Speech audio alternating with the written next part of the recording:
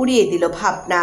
তুষির মুখ কালো, ভাবল, আপনি তো উইশার জন্য আছেন ডাক্তার মশাই, আমার মতো চোরের তো অন্য কিছু দরকার। রেহনুমা অধৈর্য হয়ে বললেন, আরে তোরা এখানে দাঁড়িয়ে সময় কাটিয়ে দিবি নাকি যাবিও? যে যাওয়ার যা তো বাপু, কিন্তু একটু তাড়াতাড়ি কর, ভাইজানরা চলে আসবেন তো। ইয়াসির থানার উদ্দেশ্যে বের হবে।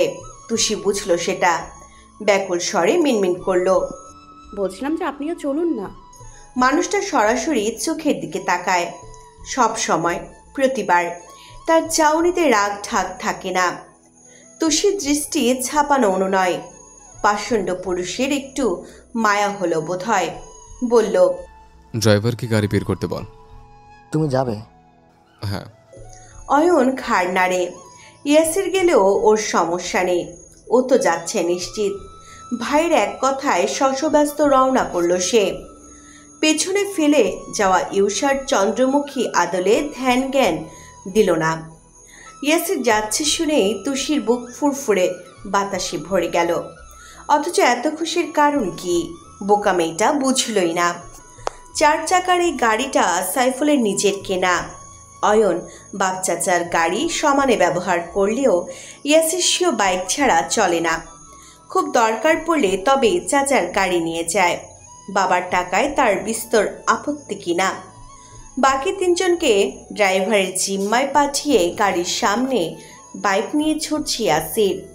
অয়ন ড্রাইভারের পাশে বসেছে, পেছনে ইউষা আর তুষি। তুষির মাথার অর্ধেক জানালার বাইরে। অভিভূতের ন্যায় গাছপালার ছুটন্ত গতি দেখছে সে। ইয়াসির বাইকের ভিউ মিররে দেখল সেটা। চাকার গতি কমালো একটু। গাড়িটা ছুঁই ছুঁই হতে ধমক দিল জোরে, এই চোর, মাথা ভেতরে নাও। তুষির বুক ছ্যাদ করে উঠল। মাথা ঝুঁকিয়ে নিল ক্রস্ত। ভরকানো ভাব সামলে ওঠার মাঝে ফের সাই সাই বেগে চলে গেল ইয়াসির। ইউষা ফিক করে হাসে, ফিসফিস করে বলল, ভাইয়া কত কেয়ারিং দেখলে, ঠিক খেয়াল রাখে বইয়ের। তুষি চট করে ঘাড় ফিরিয়ে চাইল, সতর্ক কণ্ঠে বলল, বউ। তো তুমি ভাইয়ার বউ নও? তুষি জবাব দিল না। বুকের ভেতর একটা টালমাটাল ভাব চেপে চুপ করে রইল। উদাস চোখ জোড়া নিয়ে ফেলল রাস্তার বুকে ছুটে যাওয়া এক বাইক আরোহীর দিকে। ওই যে মানুষটা বাইকে বসে, গায়ে পুলিশের পোশাক, ও তার বউ। এই শব্দ তো তুষি 1000 বার শুনেছে, কখনো এমন শিউরে ওঠেনি। আজ তাহলে বুকের ভেতরটা এত দুরু দুরু করছে কেন? তুষির হাব ভাব দেখে ফের ঠোঁট চেপে হাসল ইউষা। মেয়েটা প্রেমে পড়েছে, অথচ বুঝতেও পারছে না। এমন হতভাগা কি দুনিয়াতে হয়? ও চোখ ফেরালো, তাকালো সামনে বসা অয়নের দিকে। ফোনে ব্যস্ত সে, কিন্তু বুক ভরে শ্বাস নিল ইউষা। মনে প্রাণে বিশ্বাস করছে মেয়েটা অয়ন ভাই শুধু ওর জন্য যাচ্ছেন। না হলে যাকে অবসরের দিনে ঘর থেকে টেনেও বের করা যায় না, সে মানুষ আজ রোদে তেতে পড়ে তুষির স্কুলের কাজে আসবে কেন? ইউষারে, অয়ন ভাই তোকে ঠিকই ভালোবাসেন, তুই বুঝতে দেরি করে ফেললি। এখন এত ভালোবাসা কোথায় রাখবি বলতো? তোর অত ছোট্ট হৃদয়ে রাখার জায়গা হবে আদৌ? ইয়াসির বাইক থামাতে পেছনে ব্রেক কষল গাড়ি। বড় বড় সাইনবোর্ডে লেখা বিড়বিড় করে পড়ল তুষি, খুব শক্ত বানান। অর্ধেক পারল, বাকিটা রেখে দিল ব্যর্থতায়। ততক্ষণে উষা অয়ন বেরিয়ে গেছে। ইয়াসির বাইক রেখে এগিয়ে এলো। তুষির পাশের দরজাটা খুলতে যাবে, থেমে গেল হাতলের ওপর আরেকটা হাত পড়তে দেখে। ঘাড় ফেরাতে হাসলো অয়ন। সে আগের মতো বলল, আমি দেখছি। ইয়াসির কিছু বলল না, তার এমনিতে অনেকটা দেরি হয়েছে। কোনো রকমের ভর্তির নিয়মগুলো শেষ করে যেতে পারলেই হয়। অমন ব্যস্ত গলায় বলল, আমি যাচ্ছি, 2 দিন নিয়ে আয়। অয়ন রাজি। ইয়াসির যেতে দরজা খুলল গাড়ির, হাত বাড়িয়ে বলল, এসো। তুষির ফের মন খারাপ হলো। অয়নের চওড়া কাঁধের উপর থেকে উকি দেওয়ার চেষ্টা করলো দুবার। চলে যাচ্ছে ইয়াসির, কত খারাপ লোক, ওকে বের করে দিয়ে গেলে কি হতো?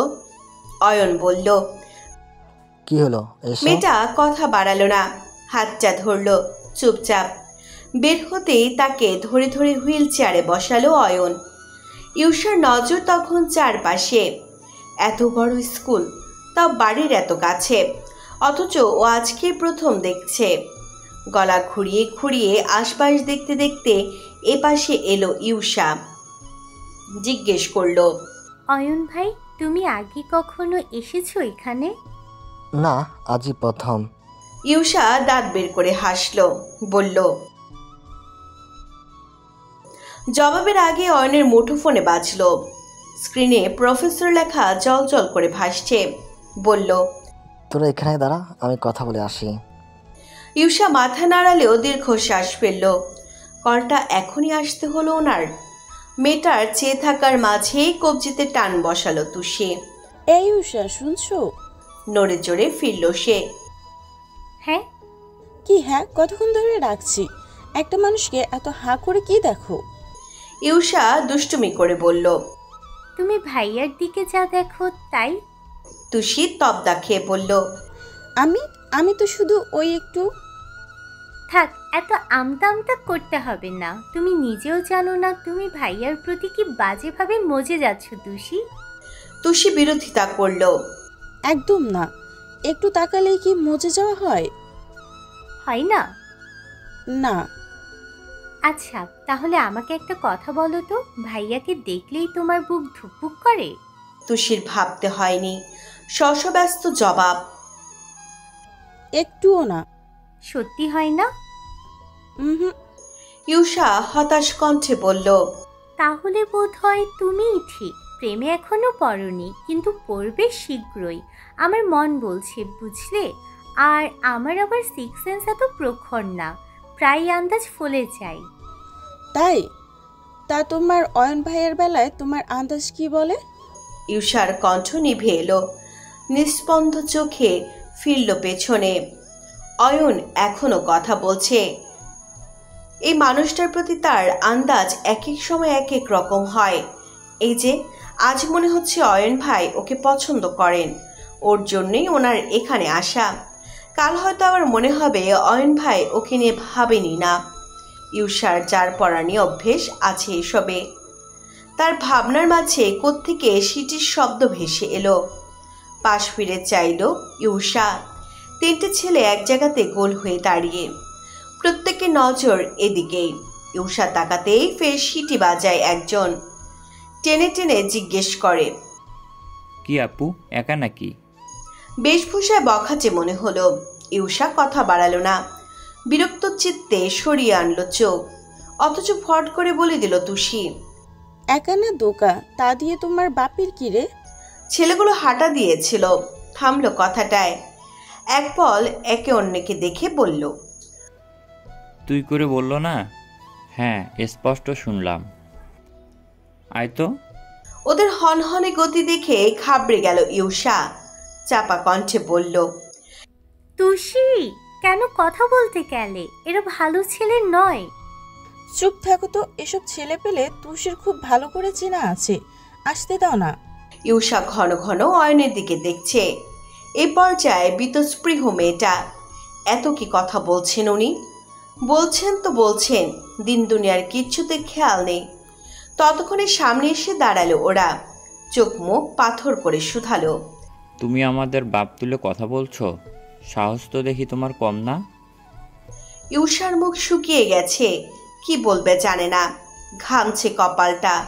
তুতলে বলতে গেল, আসলে আমি। তৎক্ষণাৎ তোকে সামনে থেকে ঠেলে সরিয়ে দিল তুষি। চেয়ারের হুইল ঘুরিয়ে নিচে এসে থামলো। মেলি কণ্ঠে প্রতাপ নিয়ে শুধালো, ও কিছু বলেনি, যা বলার আমি বলেছি, বেশ করেছি বলে। কি করবি এখন? ইউসার মুখ হতে দৃষ্টি কয়েক হাত নিচে নামলো ওদের। তুষির আপাত মস্তক দেখে হেসে উঠল পরপর, বিদ্রুপ করে পড়ল। তুষি পাল্টা জবাব দিল না, হাত ইশারা করে কাছে ডাকলো শুধু। ফটর ফটর করা ছেলেটা কিছু হতভম্ব হয়, ফের মুখ দেখা দেখি করে বন্ধুদের সাথে। দেখতে সুন্দরী, তারপরেও মেয়ে ডাকছে যখন দেনামনা করে এগুলো কাছে আসতেই তুষি বলল, নিচু হ। ছেলেটা গলা নামিয়ে ঝুঁকলো একটু। তুরন্ত গালে ঠাস করে এক চড় মারল তুষি। ছেলেটা চমকালো, থমকে গেল। এমন দাবাং চরের সাথে বিস্ময় দলা পাকিয়ে চক্কর দিল মাথায়। ইউষা আতকে ওঠে, হাত দিয়ে চেপে ধরে মুখটা। বাকি ছেলে দুটো হতভাগ, স্তব্ধ। তুষি খুব স্বাভাবিক, যেন চর মারাতে আশ্চর্যের কিছু নেই। ওভাবেই বলল, শুধু গলায় তেজ না, মেয়ে মানুষের হাতেও হেব্বি তেজ থাকে। টেস্ট কেমন লাগলো? ছেলেটার হুঁশ ফিরল, যেন কটমটিয়ে উঠল।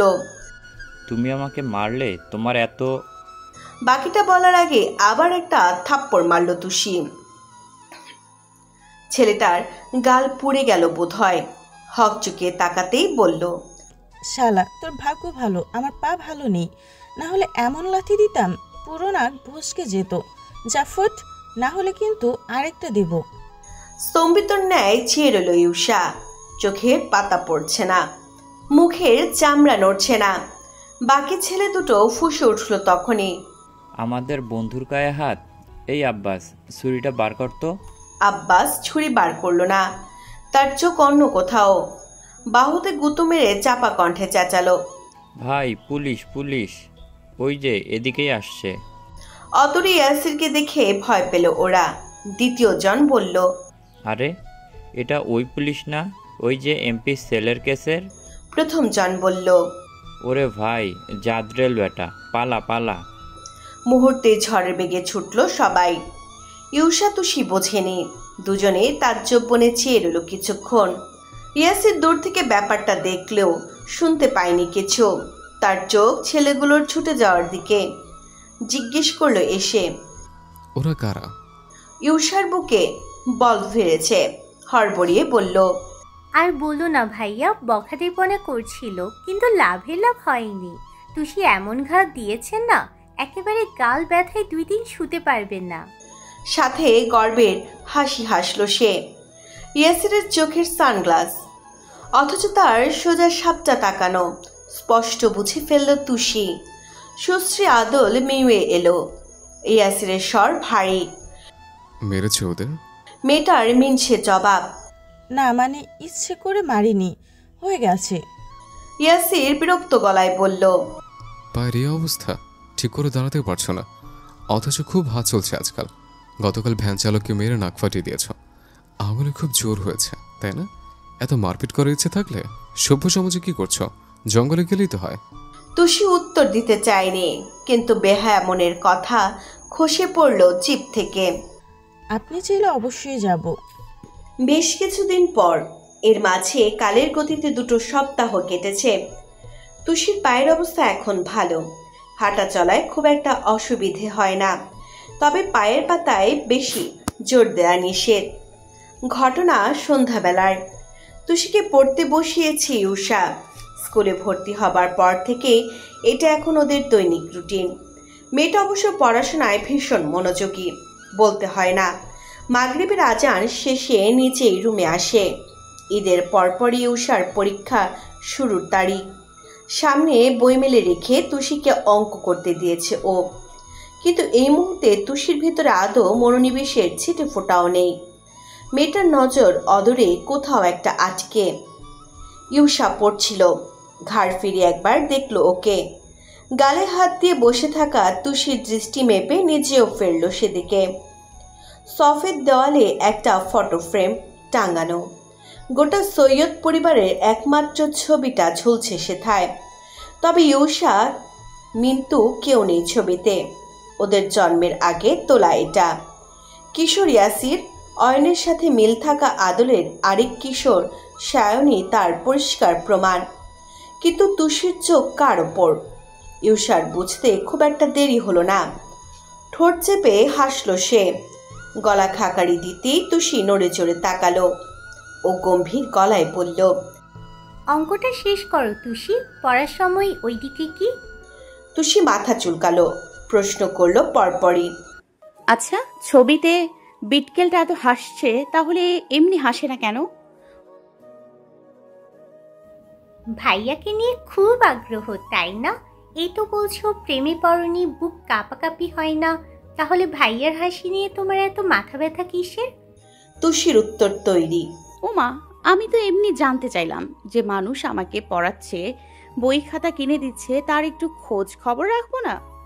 এত খোঁজ রাখতে হবে না, যেটা করতে দিলাম করো। পড়তে এসে এমন করলে আমি কিন্তু আর কখনো পড়াবো না, বলে দিলাম। ইউষার স্বর ভারী, রেগে যাচ্ছে বোধ হয়।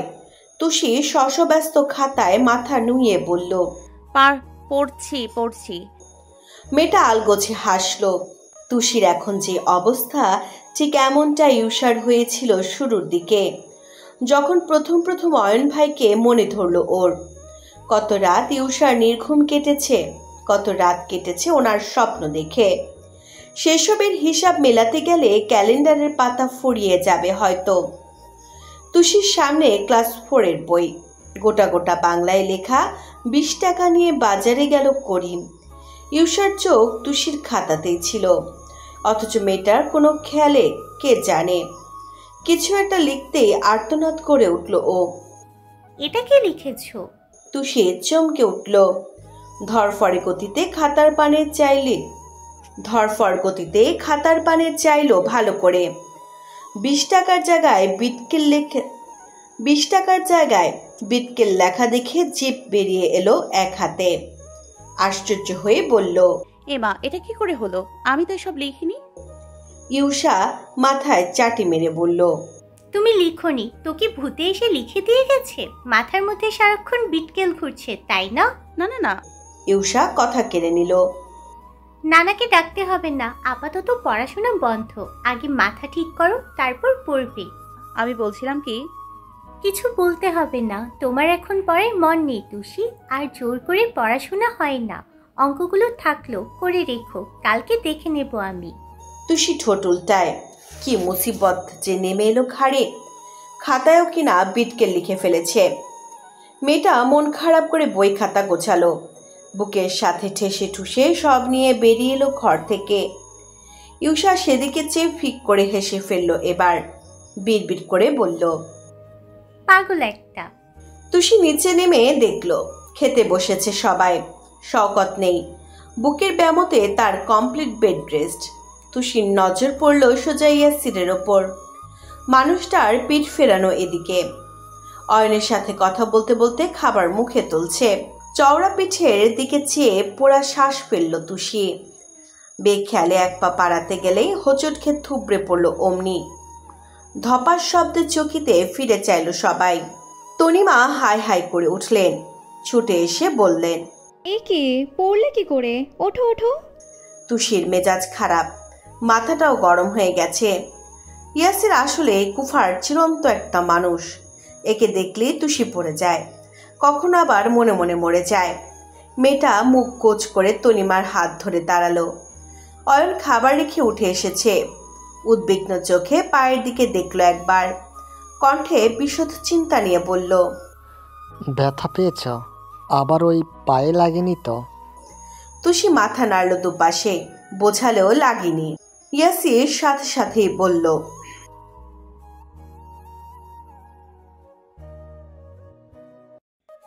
তুষি খুব দুঃখ পেল, রীতিমতো বুকটা দুভাগ হলো বেদনায়। অয়ন যেভাবে উঠে এসেছে সেভাবে তো বিটকেলটাও এলেও পারত, তা না, কথার কি ছিরি। ইয়াসিরকে মনে মনে ভেঙচি কাটলো ও, রেগে মেগে ভাবলো, ভাবটা দেখো, মন চাইছে কষি এক ঘা দিই ঠোঁটের ওপর। যে ঠোঁট থেকে শুধু তেতো কথা বের হয়, ওই ঠোঁট খোলার কোনো দরকার নেই। তোর থোবরা দেখতে গিয়েই তো তুষি পড়ে গেল রে বিটকেল। একটু মায়া কর, এসে কোলে নিয়ে নে। পরপরই বিদ্যুতের শকের মতো জোরসে মাথা ঝাঁকালো তুষি। ছি, আবার ওই ইয়াসিরের কুলে ওঠার কথা ভাবছে। লজ্জা শরম তো আগেই কম ছিল, এখন তো মনে হচ্ছে একটুও নেই। তনিমা হাত ধরে ঝাঁকালেন। কি হলো তোমার? এমন স্ট্যাচু হয়ে গেলে কেন? শরীর খারাপ লাগছে? অয়ন বলল, তোমাকে কি ঘরে দিয়ে আসবো তুষি? না, আমি পারবো। সবাইকে ধন্যবাদ। তারপর দীর্ঘশ্বাস ফেলতে ফেলতে বিদায় নিল সে। তনিমা তাজ্জব হয়ে বললেন, ধন্যবাদ দিলে কেন? পরদিন দুপুর বেলা অয়ন, ইউষা, সাইফুল সবাই যে যার কাজে থাকলেও ইয়েসিরাজ বাড়িতে। রাতে খুব জরুরি কাজে থানায় থাকতে হয়েছিল। সকালবেলা ফিরে সে যে রুমে ঢুকেছে এখন অবধি বাইরে আসেনি। শওকতের এক্ষুনি কাজের প্রেশার নেওয়া বারণ। তার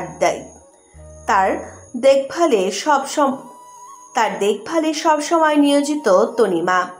তাই ঘরের কাজবাজ একা করতে করতে রেহনুমা প্রায় হাঁপিয়ে উঠেছেন। সামনে ঈদ, রেশমিটাও ছুটি নিয়েছে। তনিমা এলেও শওকতের কাছে আবার ঠেলে ঠুলে পাঠিয়ে দেন রেহনুমা। ভাইজানের যদি কিছু লাগে। সকালে নাস্তার পাট চুকেছে মাত্র, এখনো ছাট পড়েনি ঘরে, মোছামুছিও বাকি। রেহনুমা বসার ঘরে এসে দেখলেন সোফায় লম্বা হয়ে শুয়ে আছে আইরিন। চোখের সামনে মেলে ধরা ফোন। নরম স্বরে ডাকলেন তিনি, আইরিন। আইরিন তাকালো, কান থেকে হেডফোনের এক মাথা সরিয়ে বলল, হ্যাঁ ছোট মামি, কিছু বলবে? ভদ্রমহিলা রয়ে শুয়ে পড়লেন। ঘরটা একটু মুছে দেবে মা? বেসিনে এত এঁঠো থালা বাসন না, আমি আসলে সেই ফাঁকে ওগুলো ধুতাম। মেয়েটা তাজ্জব হয়ে বলল, আমি কেন? তুষিকে বলো না, ও মহারানী কি করছে? ওকে বলবো? যতই হোক পাটা সবে সবে ঠিক হলো, তাই চাইছিলাম না মেয়েটাকে এক্ষুনি কাজে দিতে, তুমি করে। আইরিন মুখের ওপর বলল,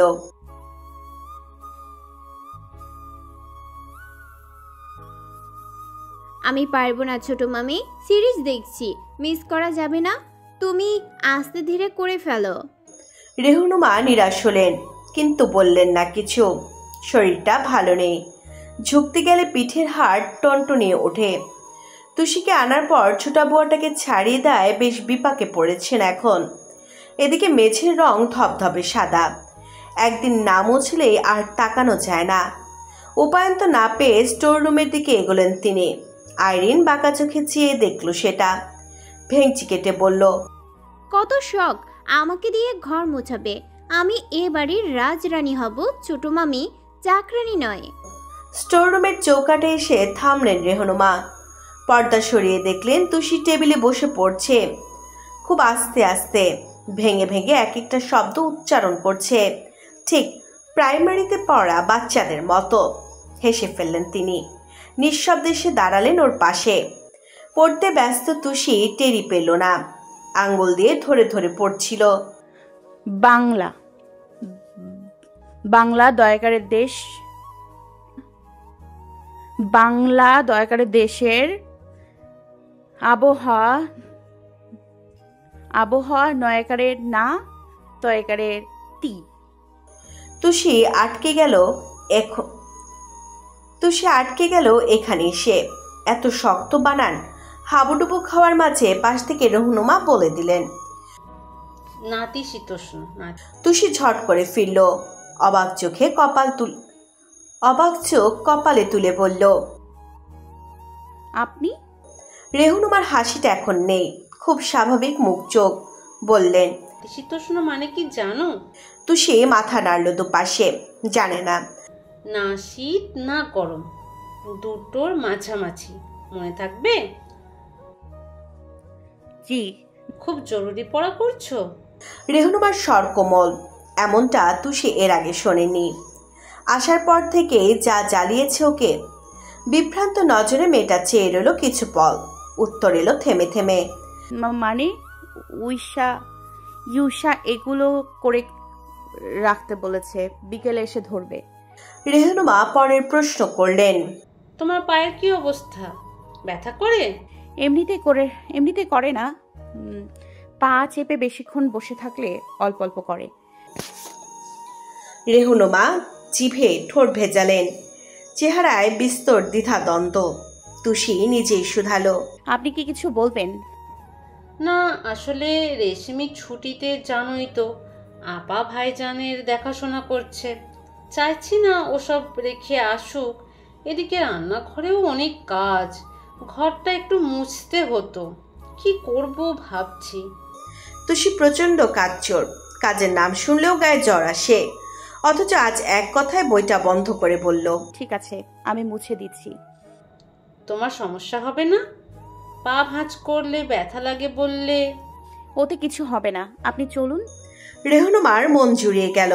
ভীষণ প্রসন্ন হলেন আজ। না, মেয়েটা এমনিতে মন্দ নয়, কিন্তু খুশিটুকু চেহারায় ফুটে উঠতে দিলেন না। চুপচাপ হেঁটে বেরিয়ে এলেন বাইরে। তুষি হাতে ঝাড়ু নিয়ে লিভিং রুমে এসেছে। গায়ের ওড়না ভীষণ জ্বালায়। এই জিনিস যেভাবেই রাখো কোনোভাবে ওর শরীরে থাকতে চায় না। ওড়নাটাকে গোল করে দিতে দিতে কোনো রকমে কোমরে প্যাঁচালো ও। এ বাড়িতে ওড়না ছাড়া দেখলে সবাই বকে। ইউষা, তনিমা, রেহনুমা, সবাই। ইস, কি দিন ছিল রে তোর তুষি। একটা শার্ট পরলেই কাজ শেষ হয়ে যেত, এত কাপড় চোপড় পরতে হতো না। কে যেন তোর সুদিনের পেছনে বরাবর লাথি মারল, আর তুই সোজা ইয়াসিরের সামনে এসে পড়লি। তুষি দীর্ঘশ্বাস ফেলল।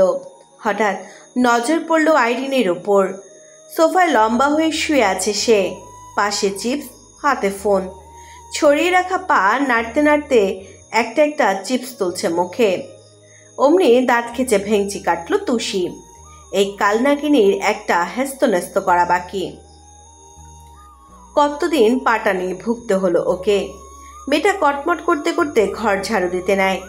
আচমকা চোখ যায় সোফার পাশের দেয়ালে।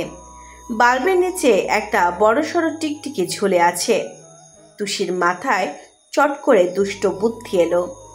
পা টিপে টিপে আইরিনের মাথার কাছে দাঁড়ালো এসে। ঝাড়ুটা তুলে টিকটিকির লেজে বাড়ি দিতেই ছুপ করে আইরিনের পেটের ওপর পড়ল সেটা। ধরফড় করে নড়ে উঠল আইরিন। পেটের ওপর জ্যান্ত টিকটিকি দেখে ভয়ে মুখের রক্ত সরে গেল। চিৎকার ছুড়ল অমনি। মেয়েটা শোয়া থেকে উঠতে গিয়ে হাত থেকে ফোন পড়ে গেল। টিকটিকিটা ঝুপ করে পায়ের কাছে পড়ে ছুটে ঢুকে গেল সোফার নিচে। অথচ ওর চেঁচানো থামল না। এক চিৎকারে সৈয়দ ভবন মাথায় তুলল সে। তুষি মুখ চেপে হাসছে।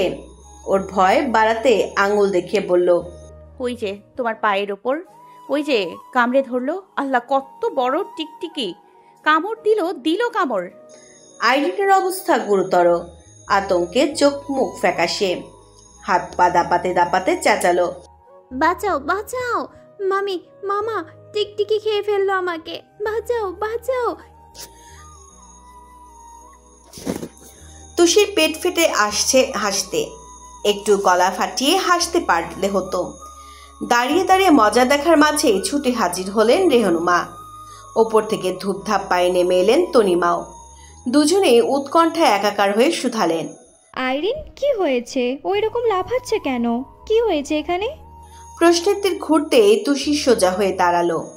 বড় অবোধ কণ্ঠে বলল, আমি জানি না, মনে হয় জামার ভেতর তেলাপোকা ঢুকেছে। হাই হাই, কি সর্বনাশের কথা! মেয়েটা তো এসব ভয় পায়। দেখি দেখি আইরিন, একটু শান্ত হয়ে দাঁড়া, আমি দেখছি। আইরিন বড় মামির কথা শুনল না। গলার জোর বাড়ালো, হাত পারো বেশি করে দাপালো, একই রকম চেঁচালো, কেউ বাঁচাও! টিকটিকি পায়ের ওপর, আমার পায়ের ওপর কামড়ে দিল, আমাকে বাঁচাও! ইয়াসির ঘর ছেড়ে বেরিয়ে এলো তখনই। চিকন চোখ দুটোতে সত্য ঘুম ভাঙার ছাপ। কপালের শক্ত পাটায় গুটি কতক ভাঁজ নিয়ে লম্বা পায়ে নেমে এলো সে। মানুষটাকে দেখে তৎপর কেমন গুটিয়ে গেল তুষি। ফর্সা মুখখানায় অহেতুক গধূলির লগ্ন এসে বসল। ইয়াসিরের চেহারায় বিভ্রান্তি। আইরিনের এমন লাভ ছাপ দেখে বলল, কি হয়েছে এখানে? ব্যাস, জলদ গম্ভীর স্বর শুনে থেমে গেল আইরিন। ইয়াসিরকে দেখা মাত্রই ঝড়ের মতো ছুটে গিয়ে চাপটে ধরল ওকে। হড়বড় করে বলল, আমাকে বাঁচান, টিকটিকি, আমি ভয় পাই। ইয়াসির একটু ভড়কেছে। কপালের ভাঁজ গাঢ় হয়েছে আরো। আইরিন এমন আষ্টে পৃষ্ঠে ধরেছে যেন আজন্ম ছাড়ানো যাবে না। একবার ওকে বুক থেকে সরাতে চেষ্টা করলো ইয়াসির। শান্ত স্বরে বলল, আইরিন, রিল্যাক্স, টিকটিকি তোমাকে খেয়ে ফেলবে না, রিল্যাক্স আইরিন। মেয়েটা শুনল না, উল্টো আরো শক্ত করে পেঁচিয়ে ধরল দু হাতে। নাছর বান্দা হয়ে বলল,